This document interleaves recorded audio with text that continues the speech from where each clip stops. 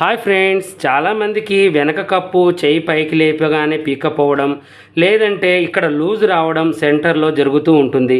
ఇలా ఎందుకు వస్తుంది అంటే మనకి ముందు పార్ట్ పర్ఫెక్ట్గా ఉండి వెనక పార్ట్ ఎక్కువగా ఉన్నప్పుడు ఆ పర్సన్స్ కంటే 100లో ఒక 50%, 50 మెంబర్స్కి కరెక్ట్గా ఉంటుంది. కానీ 50 మెంబర్స్కి ఏంటంటే బ్యాక్ పార్ట్ తక్కువగా ఉండి ఫ్రంట్ పార్ట్ ఎక్కువగా ఉన్న వాళ్ళకి మనం ఇలా నేను చెప్పే కటింగ్ చేస్తూ ఉంటారు కదా ఎప్పుడు.